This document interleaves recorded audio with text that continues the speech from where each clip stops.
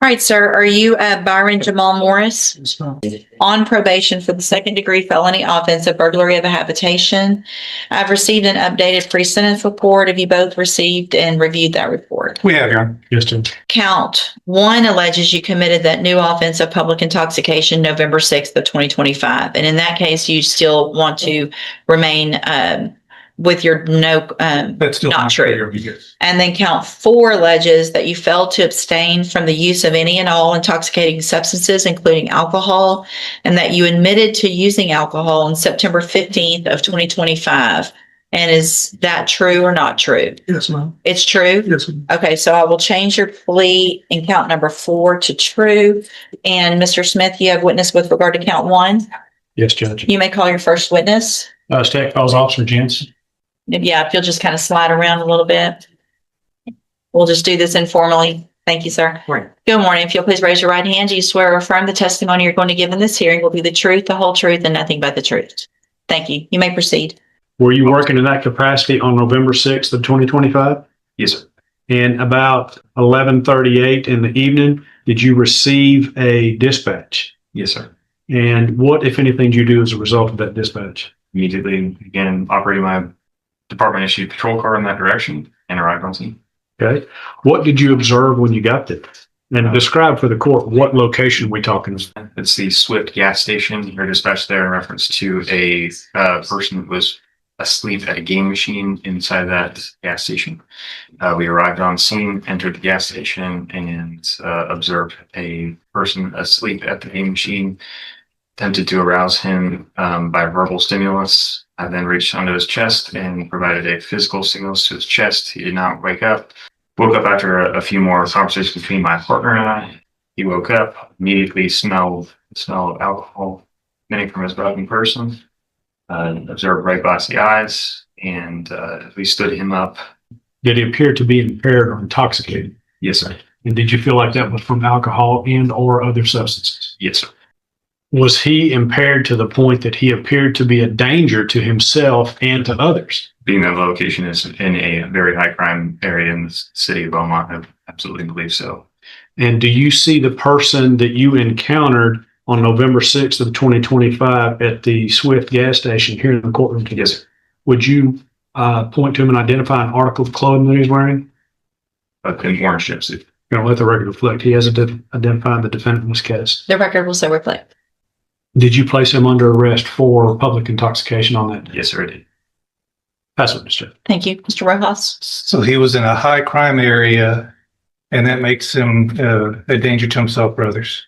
Yes, sir. Being that he was asleep in that gas station, that I've responded to several calls there for violent crimes. He was unable to be aroused by myself and another officer. I believe that somebody could have stolen any number of items from him or assaulted him or been a victim of any other crime. What was the original call for? A person asleep at a game machine. Nobody said anything about anybody being violent or any fighting or anything like that, right? Not at that time. Okay.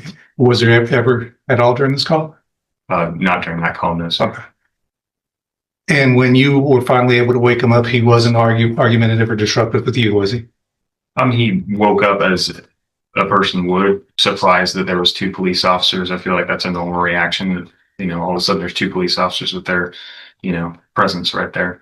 But I was able to take him in handcuffs immediately. And you said you did the chest, what's it called? The chest rub? Like a sternum rub. The sternum rub. Most people wake up immediately from that, don't they? Yes, Even intoxicated people. general, in my experience. In your experience, do you know of any kind of what would cause it? But you said he did not immediately wake up from that. What in your experience would cause somebody to not wake up immediately from that? If you know. Any number of intoxicants in their system. Okay. Could it also be due to seizures, maybe? I'm not. You don't know about that? Okay. You'll agree with if anybody in a high crime area is in a little bit of danger, right? Yes. Okay. I'll pass the witness. Anything No else? other questions, Judge. Any objection to Officer Jansen being excused? There you are. Thank you for being here, sir. I can call Mr. Morris on that, Judge? On count 1? Yes. Sure. Raise your right hand the best you can. Do you swear or affirm the testimony you're going to give in this hearing will be the truth, the whole truth, and nothing but the truth? All right, go ahead. Byron, you heard the officer's testimony, right? Yes, sir. Okay. And you and I have talked about this before, about count 1, right? Yes. Were you intoxicated on that night? No, sir. Okay. Why were you asleep on that night? I think I had a seizure on the machine. Okay. And you are prone to seizures, aren't you? Yes, sir. And in fact, I think that's in the updated PSI that you do have seizures, and the probation department knows about that. Yes, sir. Now, the officer says he smelled some alcohol. Why would he be smelling alcohol on your breath? The only thing I kind of remember was I might have had an open container in the car. But I really don't remember. Okay. So you admit that you might have been drinking alcohol on that night, Might have, yes, sir. but you don't think you were intoxicated? No, sir. Well, pass the witness, Judge. All right, Mr. Smith? So, Mr. Morris, you're saying that you had a seizure, and as a result of the seizure, you had passed out to the point that verbal stimulus and physical stimulus did not arouse you, correct? Yes, sir. Do you take medication for your seizures? Yes, sir. What do you take? Careful. How often do you take it? Grams How often do you take it? twice a day. Twice a day. Do you know how alcohol affects that? Not really. So you have no idea what alcohol does to that drug. It's an anti-seizure medication. Yet you consume your medication twice a day and use alcohol at the same time. Well, I don't drink like that, sir. You don't. No. Well, you drink often because you pled true to count 4, and you just admitted that you were drinking on the day that you were arrested. Right? Yes, sir. No further questions. All right, any other witnesses with regard to count 1? No, Your Honor. Any others rebuttal or anything, Mr. Smith? At this time, based on the evidence that's been presented, Mr. Morris, I am going to find count 1 true. You did commit the offense of public intoxication on November 6th of 2025. So with regard to sentencing, Judge, Mr. Morris has been on probation since 2016. I think his probation has actually expired since March. It appears that from March of 2016, he was doing well until that first motion to revoke was filed in October of 2020. Notable, I think, as you can see from the updated PSI, at that time, he had some support of both of his parents, who unfortunately passed away, I think the following year, 21, when Mr. Morris at that point was sent over to Safe P Relapse. He's been on probation for 10 years. Other than this new PI, he hasn't committed any new offenses, even though one was alleged. That case was dismissed in 23. It's unfortunate, I think, that his parents passed away because it looks like they were the support for him. They were able to give him some guidance while he was on probation. He was doing well while they were alive. And even after they passed away, other than administrative violations and this new admitted drug use and alcohol use, which is serious. I understand those are violations of probation, but he seemed to be doing well. This new motion was filed. I don't know what we can do with him, Judge, because probation's expired. We would ask the court to do is to let this time that he's been in jail serve as sanctions and let his probation expire. all right, thank you. Mr. Smith? Judge, I believe the recommendation of the probation officer is absolutely spot on. I think he's taken advantage of the court's leniency. We've sent him to Safe P twice. He's been in drop. He's done the moral recognition therapy. He has not gotten any benefit from all the programs that have been offered and completed. He blames the fact that he can't act like an adult because he doesn't have people to tell him what to do, but he's an adult. He shouldn't have to have people tell him what to do.